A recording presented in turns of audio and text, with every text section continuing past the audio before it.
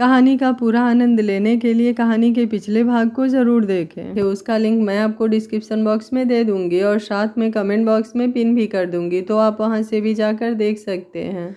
कुछ देर बातें करके रुद्रांश के दोनों दोस्त अपने काम पर निकल जाते हैं। सूरज दिल्ली के एक कंपनी में आर्किटेक्ट था और शिवम ने अपनी एक सॉफ्टवेयर कंपनी खोली थी। दोनों फिर शाम को आने की बात कहकर चले जाते हैं। रुद्रांश अपना ऑफिस वर्क देखने लगता है, तभी उसकी माँ का फ़ोन आता है। माँ से बात करते हुए उन्हें अगले हफ्ते इंडिया आने को कह देता है। सावित्री जी बोली, क्या तू इंडिया गया है? रुद्रांश बोला, हाँ माँ, बताने का मौका नहीं मिला। सावित्री जी बोली, चल ठीक है, आखिर 4 साल बाद तुझे अपने देश की याद तो आई, नहीं तो इन विदोषियों के बीच तू भी इनके जैसा बनता जा रहा था। रुद्रांश बोला, माँ ऐसी कोई बात नहीं है। अच्छा, बाकी बात बाद में करते हैं, अभी कुछ काम कर रहा हूँ। सावित्री जी बोली, ठीक है। हॉस्पिटल में अद्विका की नींद दोपहर को खुलती है। वो फिर से अपने कॉलेज के दिनों में चली जाती है। उसके बेहोश होने के बाद जाने वो कब तक बेहोश थी। अगली सुबह जब उसे होश आया तो बाबा उसके पास थे। उन्होंने बताया कि वो 8 बजे रात तक पहुँच गए थे। वो फर्श पर बेहोश मिली। उन्होंने जल्दी से डॉक्टर को बुलाकर दिखाया। डॉक्टर ने बताया कि इन्हें बेहोशी की दवा दी गई है। बाबा ने बताया कि कल इसका पेपर है। डॉक्टर ने एंटीडोज इंजेक्ट किया और बोला कि कल सुबह तक होश आ जाएगा। अद्विका बोली, थैंक यू बाबा, अब मैं जल्दी से कॉलेज जाती हूँ, सिर्फ 1 घंटे ही बचे हुए हैं। जगदीश शास्त्री बोले, लेकिन बेटा आप बेहोश कैसे हुई? किसने आपको बेहोशी की दवा दी? अद्विका के होठों पर एक दर्द भरी मुस्कान आई। उसने कहा, कुछ नहीं बाबा, मैं ही कुछ केमिकल्स पर रिसर्च कर रही थी और पता नहीं उसी में से किसी केमिकल्स का इफ़ेक्ट मुझ पर हो गया। जगदीश शास्त्री मन ही मन, आज अपने बाबा से तू झूठ बोल रही है, क्योंकि इस कमरे में मुझे तो कोई केमिकल नहीं मिला और डॉक्टर ने बताया था कि तुम्हें बेहोशी की दवा दी गई है। अद्विका बाथरूम में जा चुकी थी। वो जल्दी जल्दी तैयार होकर कॉलेज के लिए निकल गई। उसने कुछ खाया भी नहीं था। कुछ देर ट्रैफिक जाम में भी लेट हो गया, लेकिन फिर भी वो कॉलेज पहुंच गई। उसने पास मार्क इतना क्वेश्चन सॉल्व किया और कॉलेज से आ गई। रुद्रांश का लैपटॉप के लॉक खोलने के बाद वो बाहर निकलकर सीधे अपने घर पहुंची। जगदीश शास्त्री बोले, बेटा बड़ी जल्दी आ गई, इतनी जल्दी एग्ज़ाम ख़त्म हो गया? अद्विका बोली, हाँ बाबा, चलिए अब हम लोग मथुरा चलते हैं। जगदीश शास्त्री बोले, लेकिन अभी रिजल्ट तो आने वाला होगा। अद्विका बोली, रिजल्ट जिस दिन आएगा हम आकर अपना सर्टिफिकेट ले जाएंगे, अभी यहाँ से चलते हैं। आप भी मंदिर का सारा काम छोड़कर यहाँ आए हैं। जगदीश शास्त्री ने कुछ नहीं कहा। अद्विका अपना सारा सामान समेटते हुए उनके साथ मथुरा आ गई। मथुरा आने के बाद उसने सबसे पहला काम किया, कॉलेज के प्रिंसिपल को फ़ोन करके अपनी सारी डिटेल लॉक करने को, ताकि किसी को पता ना चल सके। रुद्रांश को इतना ही मालूम था कि अद्विका मथुरा से है, बाकी उसे कोई और एड्रेस मालूम नहीं हुआ। उसके बाद अद्विका मुंबई में किसी कंपनी में अपना जॉब इंटरव्यू देने गई और उसमें वो सिलेक्ट भी हो गई। वो कंप्यूटर और सॉफ्टवेयर के बारे में अच्छी तरह जानती थी, इसलिए उस कंपनी में कंप्यूटर इंजीनियरिंग विभाग में जॉब मिली। 6 मंथ बीतने पर अद्विका मथुरा अपने बाबा से मिलने आई। उसी वक्त मथुरा में एक जगह दंगा होने लगा। उसके बाबा वहीं पर फंस गए। उस समय अद्विका ने अपने साहस का परिचय देते हुए पुलिस फोर्स आर्मी के पहुंचने से पहले ही सारे दंगाइयों पर काबू कर लिया। ये उसकी पहली जीत थी जब उसने अपने देश के लोगों के लिए खुद की जान की परवाह नहीं की। उसने घायल लोगों को हॉस्पिटल पहुंचाया। उसी आर्मी में कैलाश शेखावत भी थे। उस समय वो कर्नल थे। अद्विका की बहादुरी देख जब उसके बारे में पता लगाया तो पता चला कि ये उनके दोस्त जगदीश शास्त्री की बेटी है और वो उसके घर जा पहुँचे। उन्होंने अद्विका को अपने देश सेवा के लिए आर्मी ज्वाइन करने को कहा। अद्विका भी कहीं ना कहीं यही चाहती थी और उसने सारी फॉर्मेलिटी पार करते हुए कठोर ट्रेनिंग के बाद आर्मी में नियुक्त हो गई। पिछले 2 सालों से आर्मी में उसके दिमाग, उसका जज्बा, उसकी साहस और बहादुरी सबके लिए मिसाल बन गए थे। इसी समय इंडिया में अराजक तत्व देश को नुकसान पहुंचाने की कोशिश कर रहे थे। हमारी पूरी पुलिस और सीबीआई, रॉ सभी इसमें लगे हुए थे, लेकिन इन सारी चीज़ों के पीछे कौन है इसका पता नहीं लग पा रहा था। तब तक कैलाश शेखावत ब्रिगेडियर के पोजीशन पर आ चुके थे। एक दिन रॉ, सीबीआई, आर्मी और हमारी पुलिस फोर्स सभी की मीटिंग में यही सवाल उठ रहा था। तब कैलाश शेखावत ने एक नई टीम बनाने की पेशकश की। सभी ने इस बात पर मंजूरी दी और सभी डिपार्टमेंट से एक एक ऑफिसर को नियुक्त किया गया। आर्मी की तरफ से अद्विका का नाम चुना गया और उसे अपनी टीम का लीडर भी बनाया गया। इतनी कम उम्र में अपनी टीम को लीड करना बहुतों को नागवार गुजर रहा था, लेकिन जल्दी ही वो लोग समझ गए कि कैलाश शेखावत ने एक काबिल ऑफिसर को चुना है। अद्विका अपनी टीम को लीड करते हुए देश से सारे अराजक तत्वों को मिटाने में लग गई। जिसका सबूत मिला वो कानूनी, नहीं मिला तो गैर कानूनी, लेकिन अब उनकी टीम ने अराजक तत्वों में लिप्त सारे गुनाहगार को ठोकना स्टार्ट कर दिया। लेकिन इतना सब करने के बाद भी उनकी टीम उनके हेड को नहीं ढूंढ पा रही थी। जिस दिन अद्विका को गोली लगी उस दिन उसे खबर मिली थी कि उसका हेड हथियारों की तस्करी गुजरात के पोर्ट ब्लेयर के पास बंद परी फैक्ट्री में करने वाला है। अद्विका की टीम में उसे मिलाकर कुल 6 लोग थे। पूरी टीम उस बंद फैक्ट्री में पहुंच गई, लेकिन अद्विका यहीं पर मात खा गई। ये उस अराजक तत्वों के हेड का प्लान था। वहाँ पर वो खुद आया था और उसका फेस अद्विका के सामने था। वो इंडिया में नहीं रहता था, उसने सिंगापुर से ही इंडिया में हर जगह आतंक फैला रखा था। अद्विका की पूरी टीम उसके चंगुल में घिर चुकी थी, लेकिन तब भी अद्विका हार मांगने को तैयार नहीं थी। उसके सारे साथियों को उसकी आंखों के सामने शूट कर दिया गया। अब अद्विका और वो हेड, जिसका नाम फिरोज़ खान था, दोनों आमने सामने थे। फिरोज़ खान बोला, तुम्हारे जैसे जीनियस लोग का हमारी टीम स्वागत करती है। अगर तुम हमसे हाथ मिला तो कहाँ से कहाँ पहुँच जाओगे। अद्विका मुस्कुराते हुए, मैं कहीं पहुँच जाऊँ या ना पहुँचूँ, लेकिन तुझे जहन्नुम तक ज़रूर पहुँचाऊँगी। फिरोज़ खान हंसते हुए बोला, मानना पड़ेगा, बहुत सख्त जान है। तेरे सामने तेरे साथियों की डेड बॉडी पड़ी है, तेरे चारों तरफ मेरे शूटर घेर कर खड़े हैं, फिर भी तेरी आंखों में डर नहीं है। यही चीज़ें मुझे इम्प्रेस कर रही है।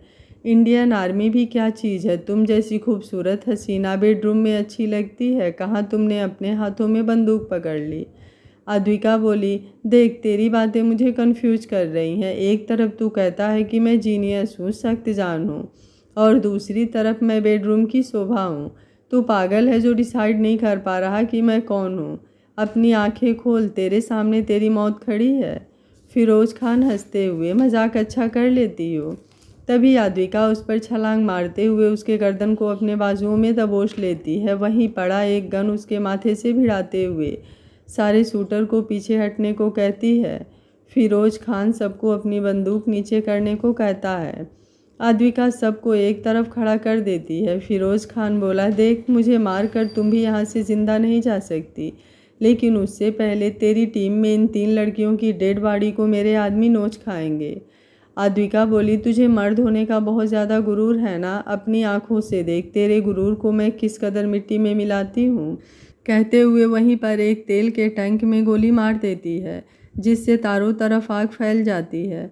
हथियार और बारूद की जगह होने से सारे जगह ब्लास्ट होने लगते हैं। अद्विका उसका गर्दन पकड़कर खींचते हुए खिड़की से छलांग लगा देती है, लेकिन फिरोज़ खान का एक विश्वसनीय आदमी अद्विका पर गोली चला देता है और सारी गोलियां अद्विका को भेदती हुई चली जाती हैं। लेकिन फिर भी अद्विका नीचे गिरते हुए भी उस आदमी को शूट कर देती है। माथे के बीचों बीच गोली लगते ही वो वहीं पर ख़त्म हो जाता है। अद्विका 2 गोलियां फिरोज़ खान के सीने में उतार देती है। वो समंदर में गिरते ही बेहोश हो जाती है और जब उसकी आँख खुलती है तो वो हॉस्पिटल में थी। अद्विका अपने अतीत से बाहर आते हुए खुद से एक ऐसी लड़की जिसे हकीकत की दुनिया अच्छी लगती थी, वो सपनों में जीने लगी। और मैं अपने सपनों के साथ खुश हूँ, क्योंकि कम से कम ये सपने पीठ पर छुरा तो नहीं मारते। मैंने तुमसे मोहब्बत की और मैंने इस मोहब्बत में कोई शर्त नहीं रखी थी कि तुम भी मुझसे इतनी मोहब्बत करो। मैं अपने मोहब्बत के लिए लॉयल हूँ। तुम्हारे हाँ या ना से मुझे कोई फ़र्क नहीं पड़ता, लेकिन धोखा वो तुम्हें नहीं देना चाहिए था। सच में मैं बेवकूफ़ ही थी कि 4 सालों में साथ रहते हुए तुम्हारी सच्चाई ना जान सकी। लेकिन अब ये गलती नहीं होगी, भूल कर भी नहीं होगी। हाँ, ये सच है कि मुझे आज भी तुमसे मोहब्बत है, लेकिन अब तुम मेरी ज़िंदगी में कहीं एग्जिस्ट नहीं करते। तुम्हें तुम्हारी कामयाबी मुबारक हो और मुझे मेरी मोहब्बत। शाम के वक्त रुद्रांश फिर हॉस्पिटल आता है, लेकिन अब की बार अद्विका ना ही उसे कुछ कहती है और ना ही उसकी तरफ देखती है।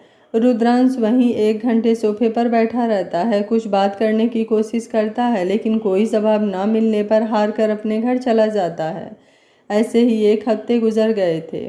रुद्रांश सुबह शाम हॉस्पिटल जरूर आता लेकिन अद्विका की बेरुखी उसके दिल में चुभ रही थी। लेकिन इस बार उसने भी सोच लिया था कि चाहे जो हो जाए ये दूरी और ये चुप्पी वो मिटा कर रहेगा। प्लान के मुताबिक अद्विका जिस दिन डिस्चार्ज होने वाली थी शीतल हॉस्पिटल आती है। अद्विका अभी चल नहीं पा रही थी क्योंकि उसे पेट पर के जख्म ताज़ा थे। वो नर्स की मदद से व्हील चेयर पर बैठना चाहती थी, तभी रुद्रांश उसे अपनी बाहों में उठा लेता है। एकाएक अद्विका को कुछ समझ नहीं आता। जब तक कुछ समझ आता रुद्रांश उसे लेकर कॉरिडोर में निकल चुका था। कैलाश शेखावत मुस्कुराते हुए उसके पीछे आते हैं। बाहर खड़े फोर्स भी मुस्कुराते हुए अपने सर को झुका लिया। अद्विका को यह सब ऑकवर्ड लग रहा था। उसने धीरे से थोड़ा गुस्से में, यह क्या बदतमीजी है? रुद्रांश बोला, इसे बदतमीजी नहीं प्यार कहते हैं। अद्विका दांत पीसते हुए, प्यार माय फुट, मुझे अभी के अभी नीचे उतारो। रुद्रांश आगे बढ़ते हुए, ये तो होने से रहा और आप मेरे घर चल रही हैं। अद्विका बोली, तूफान को बांधने की कोशिश कर रहे हो, जब तक चीज़ें समझ में आएंगी बिखर कर रह जाओगे।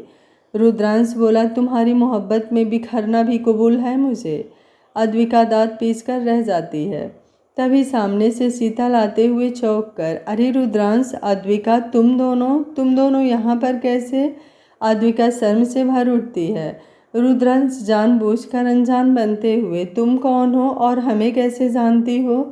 अद्विका हैरानी से रुद्रांश को देखने लगती है। शीतल बोली, अरे यार, तुमने मुझे पहचाना नहीं? हम लोग कॉलेज में थे, मैं क्लासमेट थी। अद्विका बोली, मैं जानती हूँ, और बताओ क्या चल रहा है? शीतल बोली, थैंक गॉड तुमने तो पहचाना, नहीं तो लगा कि तुम भी भूल गई हो। वैसे तुम दोनों ने शादी कर ली है क्या? अद्विका चौंकते हुए, पागल हो गई हो क्या? शीतल बोली, सॉरी यार, मुझे लगा कि तुम इसकी गोद में हो तो। अद्विका अपने गुस्से को काबू में करते हुए, मुझे चोट लगी है इसलिए बस गाड़ी तक मुझे लिफ्ट दे रहे हैं। शीतल बोली, तुझे चोट लगी है? कैसे चोट लगी यार? हम लोगों से कांटेक्ट भी तूने तोड़ दिया। अद्विका बोली, ऐसी कोई बात नहीं है, मैं ठीक हूँ, बस थोड़ी सी चोट है। रुद्रांश बोला, अरे यार, मैं कितनी देर तक तुम्हें गोद में उठाए खड़ा रहूँगा? चलो घर पर चलकर आराम से बातें करते हैं। शीतल, तुम अपना नंबर मुझे भेज दो, मैं अपने घर का एड्रेस तुम्हें दे देता हूँ। अद्विका बोली, इतनी मेहरबानी की ज़रूरत नहीं है, मेरा घर है दिल्ली में, मैं वहाँ रह लूँगी। रुद्रांश उसकी बातों पर ध्यान ना देते हुए शीतल को अपने पीछे आने को कहता है। हॉस्पिटल के गेट पर अपनी गाड़ी में अद्विका को बैठाते हुए शीतल का नंबर अपने मोबाइल में डायल करता है। अद्विका गाड़ी का दरवाज़ा खोल कर निकलने की कोशिश करती है लेकिन रुद्रांश दरवाज़ा लॉक कर देता है। अद्विका कैलाश जी की तरफ देखती है लेकिन उन्हें हंसते देख वो गुस्से का घूंट पीते हुए शांति से बैठ जाती है। रुद्रांश शीतल का नंबर लेकर ड्राइविंग सीट पर बैठते हुए गाड़ी अपने घर की तरफ मोड़ लेता है। अद्विका सीट से अपना सर टिकाते हुए आंखें बंद कर लेती है। रुद्रांश मुस्कुराते हुए गाड़ी में म्यूजिक प्ले करता है। म्यूजिक में अद्विका की आवाज़ गूंज उठती है लेकिन अद्विका अपने आंखें नहीं खोलती। ये गाना उसने 1 साल पहले एक आर्मी ऑफिसर के एनिवर्सरी पार्टी पर गाया था और इसकी वीडियो कैलाश शेखावत के मोबाइल से सूरज ने अपने मोबाइल पर लेकर रुद्रांश को भेज दिया था। माना हम यहाँ हैं, दिल मगर वहाँ है, बड़ी दूर हमसे हम सफ़र मेरा है, बन के हवा आ भी जाऊँ मैं, लेकिन नहीं जानती उसके दिल में है क्या। कुछ बातें हैं कहनी उनसे, चाह कर भी नहीं कह पाते हैं, जो मेरे दिल में है उसके है या नहीं, सोच कर हर दफ़ा घबराते हैं। कुछ बातें हैं कहनी उनसे, चाह कर भी नहीं कह पाते हैं। तभी रुद्रांश की आवाज़ गूंज उठती है, शाम वो आखिरी याद है आज भी, हो के हम तुम जुदा फिर मिले ना कभी। दिल ये कहता रहा रोक लो तुम हमें, तुमने जाते हुए कुछ कहा ही नहीं। आँखों में नहीं एक आंसू मगर दिल में कितनी बरसाते हैं। जा रहे हैं सनम महफिलों से तेरी, प्यार तेरा यहीं हम छोड़ जाते हैं। ये दोबारा कभी आँखों में ना चुभे, ख्वाब तेरे सभी तोड़ जाते हैं। कुछ बातें हैं कहनी तुमसे, चाह कर भी नहीं कह पाते हैं। आगे की लाइन रुद्रांश की आवाज़ में था। ये सुनते ही अद्विका आंखें खोलकर रुद्रांश की तरफ देखती है। रुद्रांश मुस्कुराते हुए गाने की लाइन गुनगुना रहा था। अद्विका अपना चेहरा घुमाकर शीशे के बाहर देखने लगती है। कुछ ही देर में गाड़ी एक बड़े से गेट को पार करते हुए एक बंगलों के सामने रुकती है। अद्विका सारी चीज़ें देख रही थी। बाहर बहुत ज़्यादा सिक्योरिटी थी। अद्विका समझ जाती है कि रुद्रांश ने पूरी तैयारी की है कि वो इस घर से ना जा सके। लेकिन अद्विका क्या चीज़ थी, इससे रुद्रांश अभी अनजान था। गाड़ी रुकने के साथ ही रुद्रांश बाहर आकर अद्विका की तरफ का गेट खोलते हुए अपना हाथ आगे बढ़ाता है। लेकिन अद्विका खुद से उतरने की कोशिश करती है। ये देख रुद्रांश जल्दी से उसे अपनी बाहों में उठा लेता है। अब की बार अद्विका कुछ नहीं कहती। रुद्रांश उसे लेकर घर के अंदर आता है। हॉल में सावित्री जी बैठी हुई थी। रुद्रांश को देखकर उठकर खड़े होते हुए, आ गया तू? तभी उसकी बाहों में अद्विका पर नजर जाती है। सावित्री जी बोली, तू तो अपने मेहमान को लेने गया था, ये कौन है? रुद्रांश बोला, इन्हीं के बारे में बात कर रहा था, कहते हुए अद्विका को सोफे पर बैठाता है। अद्विका जब सावित्री जी को देखती है तो हैरान हो जाती है। सावित्री जी भी हैरानी से, अद्विका बेटा तुम? अद्विका अपने दोनों हाथ जोड़कर प्रणाम करते हुए, राधे राधे काकी। सावित्री जी बोली, तुम यहाँ, और हुआ क्या है? अद्विका मुस्कुराते हुए, कुछ नहीं काकी, बस एक्सीडेंट हो गया था। सावित्री जी बोली, क्या? और तुम्हारे बाबा ने मुझे बताया भी नहीं। रुद्रांश बोला, माँ आप इन्हें कैसे जानती हैं? सावित्री जी बोली, अरे बेटा तुम्हें बताया था ना, तुम्हारे पापा के एक जानने वाले थे जगदीश शास्त्री, ये उन्हीं की तो बेटी हैं। ये इसे पढ़ने के लिए हमारे घर ही तो भेजने वाले थे, लेकिन ये हमारे घर नहीं आई। अद्विका बोली, ऐसी बात नहीं है काकी, मैं बस अपने पैरों पर खड़ा होना चाहती थी और मुझे नहीं पता था कि बाबा ने आप ही के घर आने को कहा है। सावित्री जी बोली, चलो तब नहीं आई, लेकिन अब तो आई हो, अब मैं कहीं नहीं जाने दूंगी। मैं अभी तुम्हारे बाबा को फ़ोन करके कह देती हूँ कि तुम यहाँ से कहीं नहीं जा रही। अद्विका बोली, नहीं काकी, अभी बाबा को मेरे एक्सीडेंट के बारे में मालूम नहीं है, वो घबरा जाएंगे। थोड़ी ठीक होने के बाद मैं खुद उनसे मिलने जाऊंगी। सावित्री जी बोली, लेकिन तुम रुद्रांश को कैसे जानती हो? अद्विका बोली, मैं इन्हें नहीं जानती। रुद्रांश मुस्कुराते हुए, माँ हम लोग एक ही कॉलेज में क्लासमेट थे। सावित्री जी बोली, फिर अद्विका क्यों कह रही है कि वो तुम्हें नहीं जानती? रुद्रांश बोला, माँ हम लोगों का थोड़ा झगड़ा हो गया है, इसलिए नाराज़ है और इसे ज़बरदस्ती हॉस्पिटल से यहाँ लाया हूँ, इसलिए गुस्सा है मुझसे। सावित्री जी अद्विका का हाथ पकड़ते हुए, बेटा ये तुम्हारा अपना ही घर है, आज तुम्हारी वजह से रुद्रांश इतना कामयाब हुआ है। अगर उस वक्त तुम्हारे बाबा। अद्विका बोली, मैं थोड़ा रेस्ट करना चाहती हूँ, मुझसे अभी ज़्यादा देर नहीं बैठा जाता। सावित्री जी बोली, अरे मैं तो भूल ही गई थी, चलो तुम्हें अपना कमरा दिखा देती हूँ। जैसे ही रुद्रांश उसे उठाने को होता है, अद्विका सावित्री जी का हाथ पकड़ते हुए, मैं चल लूँगी काकी, कहते हुए सावित्री जी का सहारा लेकर खड़ी होती है। दर्द तो हो रहा था, लेकिन इतना दर्द अद्विका पर कोई असर नहीं कर पाता। वो सावित्री जी का हाथ पकड़कर धीरे धीरे कमरे की तरफ बढ़ जाती है। कमरा नीचे ही था। अपने कमरे में जाते ही बेड पर बैठते हुए, थैंक यू काकी। सावित्री जी बोली, इसमें थैंक यू की क्या बात है, चलो अब तुम थोड़ा आराम करो, तब तक मैं खाने के लिए कुछ भेजती हूँ। सावित्री जी कमरे से बाहर चली जाती हैं। अद्विका अपने पेट पर से टी शर्ट हटाकर देखती है, जख्मों में से ब्लड आना शुरू हो गया था। वो अपना स्टॉल उतारते हुए कमर पर लपेट लेती है और लेट जाती है। रुद्रांश दरवाजे से ये सब देख रहा था। तभी सावित्री जी रुद्रांश को आवाज़ देती है। रुद्रांश अपनी आंखों में आई नमी को साफ करते हुए अपनी माँ के पास जाता है। उसकी माँ किचन में अद्विका के लिए कुछ बनाने जा रही थी। सावित्री जी बोली, बेटा डॉक्टर ने अद्विका को क्या क्या देने के लिए कहा है? रुद्रांश बोला, अभी केवल लिक्विड और हल्का दलिया खिचड़ी खाने को कहा है। सावित्री जी बोली, ठीक है मैं सूप बनवा देती हूँ। रुद्रांश बोला, ओके माँ, उस समय आप क्या कह रही थी कि मैं उनकी वजह से कामयाब हुआ हूँ? सावित्री जी मुस्कुराते हुए, हाँ बेटा, जब तुम्हें अपनी कंपनी शुरू करने के लिए इन्वेस्टर नहीं मिल रहे थे और घर में भी पैसे नहीं थे, उस वक्त जाने कैसे जगदीश जी का फ़ोन आया मेरे पास और उन्होंने मुझे मिलने के लिए बुलाया। जब मैं उनसे मिलने गई तो उन्होंने 50 लाख कैश मुझे दिया, जिससे तुम्हारा बिजनेस स्टार्ट हुआ। रुद्रांश हैरान होते हुए, माँ आपने तो कहा था कि वो पैसे पापा के इंश्योरेंस के हैं। सावित्री जी बोली, हाँ बेटा, अद्विका ने मुझसे यही कहने को कहा था ताकि तुम्हें ये ना लगे कि किसी ने हम पर एहसान किया है। वैसे मैंने बाद में पैसे उन्हें लौटाने चाहे लेकिन अद्विका ने मना कर दिया। बोली कि अगर कभी ज़रूरत पड़ी तो ले लूँगी, लेकिन कभी लिया ही नहीं। रुद्रांश बोला, क्या अद्विका के बाबा से आपकी आज भी बात होती है? सावित्री जी बोली, हाँ बेटा, महीने में एक बार तो ज़रूर बात हो जाती है। रुद्रांश अपनी आंखें बंद करते हुए, और कितनी गलतियां करूंगा मैं? सावित्री जी बोली, इसमें तेरी कोई गलती नहीं है बेटा, और उन्होंने भी पैसे अपने मन से दिए, मैंने उन्हें तो कुछ भी नहीं कहा था। शायद अद्विका तेरी क्लासमेट थी इसलिए उसे पता होगा और उसने अपने बाबा से बात की होगी। इसमें कुछ गलत नहीं है बेटा। रुद्रांश अपनी माँ के गले लगते हुए, आपको पता नहीं मैंने क्या क्या गलती की है। अगर आपको पता चला तो आप भी मुझसे नफरत करेंगे। सावित्री जी उसके पीठ पर अपना हाथों से सहलाते हुए, मैं जानती हूँ मेरा बेटा कभी गलत नहीं हो सकता, और अगर कुछ गलती हुई है तो उसे जल्दी सुधार लेगा। रुद्रांश बोला, थोड़ा आराम करने जा रहा हूँ।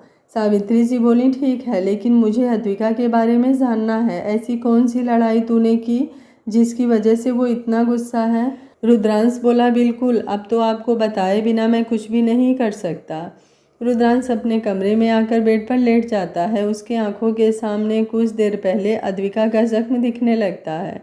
वो खुद से बात करते हुए, मुझे जल्दी ही सब ठीक करना होगा। मुझे नहीं पता था कि मेरे एक झूठ और धोखे से आप इतनी पत्थर दिल हो जाएंगी। यकीन मानिए, एग्ज़ाम देने के बाद मैंने आपको बहुत ढूंढने की कोशिश की, लेकिन आपको ढूंढ नहीं पाया। इसी बीच मुझे काम भी शुरू करना था, मैं कहीं जॉब नहीं करना चाहता था। एग्ज़ाम के 1 महीने बाद अचानक से माँ ने पैसे दिए और मैंने अपना बिजनेस स्टार्ट किया। RA कंपनी, रुद्राक्ष और अद्विका, यही नाम ही मेरा ब्रांड बना, और आज ये ब्रांड अपने देश से लेकर विदेश तक फैल चुका है।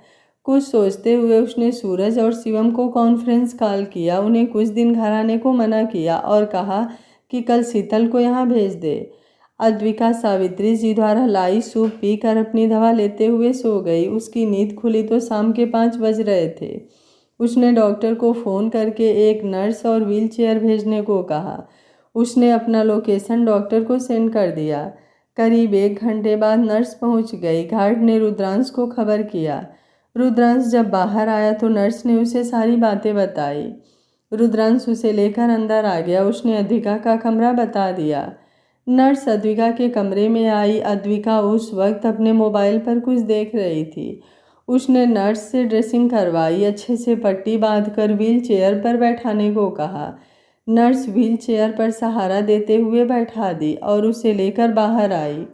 रुद्रांश और सावित्री जी हाल में ही बैठे हुए थे। अद्विका को देखकर सावित्री जी बोली, आओ बेटा, अब आपकी कैसी तबीयत है? अद्विका मुस्कुराते हुए, ठीक हूँ काकी। अद्विका सावित्री जी से बात कर रही थी, लेकिन रुद्रांश की तरफ उसने भूल कर भी नहीं देखा।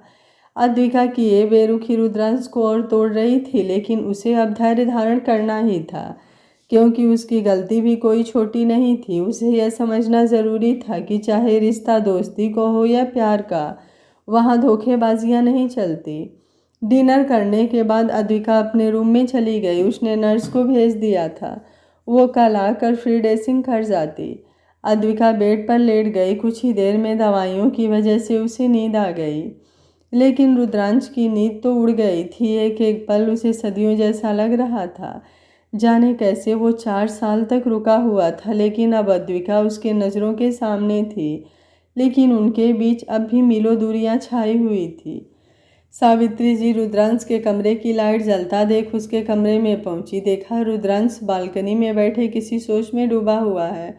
बालकनी में जाकर एक चेयर खींचते हुए उसके सामने बैठ गई, लेकिन रुद्रांश का ध्यान उन पर नहीं गया। कुछ देर बाद सावित्री जी बोली, कौन सी बात इतनी परेशान कर रही है जो मेरे आने की खबर भी नहीं लगी? रुद्रांश चौंकते हुए, आप कब आई? सावित्री जी बोली, जब तुम ख्यालों में डूबे हुए थे। अब जरा अपनी माँ को भी बता दो कौन है ये ख्यालों में, ताकि मैं भी अपने बेटे के सर पर सेहरा बांधे हुए देख सकूं। रुद्रांश मुस्कुराते हुए, कोशिश तो यही है माँ कि आपका सपना पूरा कर सकूं। देखते हैं भगवान कहाँ तक साथ देते हैं।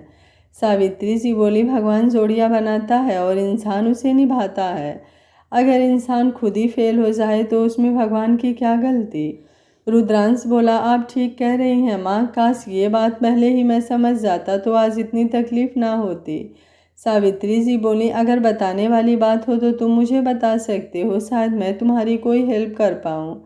रुद्रांश नीचे ज़मीन पर बैठकर उनके गोद में सर रखते हुए, पापा के जाने के बाद हमारे हालात किस तरह बदले ये तो आप जानते ही हैं। हमारी कंपनी, धन दौलत, हर चीज़ नीलाम हो गई, केवल हमारे पास ये घर बचा था। और तभी से मैंने सोच लिया था कि मैं फिर वो कामयाबी हासिल करूँगा। मैं उस मुकाम तक पहुँचूँगा जहाँ से ये लोग हमारा कुछ ना बिगाड़ पाएँ। मैं उस कामयाबी तक पहुँच भी गया, लेकिन सुकून नहीं है, दिल में दर्द होता है, एक गिल्ट है जो मुझे खाए जा रही है। सावित्री जी उसके बालों में अपना हाथ चलाते हुए, ऐसी कौन सी गिल्ट है जो तुझे इस कदर तड़पा रही है। रुद्रांश बोला, अद्विका। सावित्री जी बोली, अद्विका, उसने क्या किया है। रुद्रांश बोला, उसने नहीं किया माँ, मैंने किया है उसके साथ धोखा, दिल तोड़ा है उसका। सावित्री जी बोली, ये क्या कह रहा है तू। रुद्रांश धीरे धीरे सारी बातें अपनी माँ को बताता है। सावित्री जी गुस्से से, मुझे तुझसे ये उम्मीद नहीं थी, मैंने तो तुझे ये संस्कार कभी नहीं दिया था, आखिर क्यों किया तुमने ऐसा। रुद्रांश बोला, माँ मैं मानता हूँ कि मैंने उसे बेहोशी की दवा दी थी, लेकिन इतनी कि वो बस केवल एग्ज़ाम देने लेट से पहुँचे और उससे ज़्यादा मैं क्वेश्चन सॉल्व कर सकूँ। बाकी उसके प्रपोज करने की बात, मैं भी उससे उतनी ही मोहब्बत करता था, लेकिन जब मैं उसके घर जाने के लिए तैयार हो रहा था तभी सूरज और शिवम आ गए। मैंने उन्हें बताया कि अद्विका के घर जा रहा हूँ, उसने मुझसे 60 मिनट मांगे हैं। तब शिवम और सूरज मुझे चिढ़ाने लगे कि वो ज़रूर तुझे प्रपोज करेगी, और मैंने उन्हें कह दिया कि ऐसा कुछ भी नहीं है, अगर प्रपोज भी करेगी तो मेरी तरफ से कुछ भी नहीं है। और बस इसी बात को साबित करने के लिए मैंने उसका दिल तोड़ा अपने बचपने में। मैं ये नहीं समझ पाया कि मैं कौन सा गुनाह कर रहा हूँ। सावित्री जी बोली, अब तेरी इन बातों का कोई फ़ायदा नहीं है, क्योंकि तू पहले से ही गलत था। तूने दोस्ती की, लेकिन एक छलावे के साथ। ना ही तुम्हारी दोस्ती सच्ची थी और ना ही तुम्हारी मोहब्बत। इन दोनों रिश्तों को अगर सच्चे दिल से किसी ने निभाया है तो वो है अद्विका। रुद्रांश बोला, मैं अपनी गलती को मानता हूँ और उसका पछतावा करने को भी तैयार हूँ, लेकिन अद्विका को अब अपनी लाइफ से कहीं नहीं जाने दूंगा। वो चाहे जो सजा दे, लेकिन खुद से दूर ना करे, और इसके लिए मुझसे जो चाहे बन पड़े मैं वो करूँगा। प्लीज़ आप माफ़ कर दीजिए। सावित्री जी बोली, मेरे माफ़ी से क्या होगा, मैं तो माँ हूँ, तू गुनाह भी करके आएगा तो भी मेरे दिल में तेरे लिए ममता कम नहीं होगी। लेकिन एक औरत होने के नाते तूने जो अद्विका के साथ किया, उसके बाद अद्विका का ये व्यवहार बिल्कुल उचित है। मुझे ये समझ नहीं आ रहा है आखिर मेरी परवरिश में कहाँ चूक हो गई, जो तू अपनी काबिलियत से ज़्यादा धोखा देकर कामयाबी हासिल करने में लग गया। तुझे टॉपर बनना था तो तू अपने दम पर होता। केवल दुनिया में टॉपर ही कामयाब नहीं होते, बैंक बेंचर भी कामयाबी को छूते हैं, क्योंकि उन्हें खुद पर भरोसा होता है। रुद्रांश अपना सर झुका लिया, उसके आंखों से आंसू गिरने लगे। सावित्री जी उसे उठाते हुए, अभी इस तरह से टूटने से कुछ हासिल नहीं होने वाला। अगर तुझे सच में अपनी गलती का एहसास है तो अद्विका की हर बेरुखी को झेलते हुए उसके दिल में दोबारा भरोसा पैदा कर, क्योंकि मैं इतना तो समझ गई हूँ कि मोहब्बत वो आज भी तुझसे करती है, लेकिन रिश्तों के लिए जो भरोसा होना चाहिए वो तुमने खो दिया है, और इसलिए वो आगे नहीं बढ़ना चाहती। तू फिर से उसका विश्वास जीत, मैं तेरे साथ हूँ। आगे अद्विका की मर्जी, मैं उसके फैसले का भी सम्मान करूँगी। रुद्रांश अपने माँ के गले लगते हुए, माँ आप साथ हैं तो मैं हर मुश्किल को आसान कर लूँगा, मैं फिर से उसका भरोसा जीत लूँगा। सावित्री जी रुद्रांश को सोने को कह अपने कमरे में चली जाती हैं। रुद्रांश भी अपनी माँ से सारी बातें शेयर कर थोड़ा हल्का महसूस कर रहा था। वो भी कुछ देर में सो जाता है। इसी तरह 1 हफ्ते गुजर जाते हैं, लेकिन अद्विका रुद्रांश को देखती भी नहीं थी, बात करना तो दूर की बात। शीतल अद्विका को अपनी शादी में इनवाइट कर चुकी थी। अद्विका के मना करने के बाद उसने बहुत जिद करके अपनी शादी में आने को कहा था। अद्विका ज़्यादा फोर्स करने पर आने को कह दिया। बाकी उसने कुछ पूछा नहीं, ना ही शीतल ने बताया था। 1 हफ्ते में जख्म भी थोड़ा ठीक था। उसने रात के वक्त सबके सोने के बाद गार्ड को चकमा देकर बंगलों से निकल गई। वहाँ से निकलने के बाद अपने किराए वाले मकान में पहुँची। उसने बेड ठीक किया और लेट गई। सुबह जब ब्रेकफास्ट के लिए वो बाहर नहीं आई तब रुद्रांश को कुछ शक हुआ। वो सावित्री जी के साथ कमरे की तरफ गया। दरवाज़ा लॉक नहीं था। उसने दरवाज़ा खोला तो शॉक हो गया क्योंकि कमरे में कोई नहीं था। आखिर क्या होगा अद्विका और रुद्रांश के रिश्ते का अंजाम? क्या अद्विका रुद्रांश को माफ़ कर पाएगी? आगे क्या होगा इस कहानी में जानने के लिए देखते रहिए कहानी का अगला भाग। अगर आपको कहानी अच्छी लग रही है तो वीडियो को लाइक शेयर एंड चैनल को सब्सक्राइब कर लीजिएगा। Thank you for watching. मिलते हैं कहानी के अगले भाग में।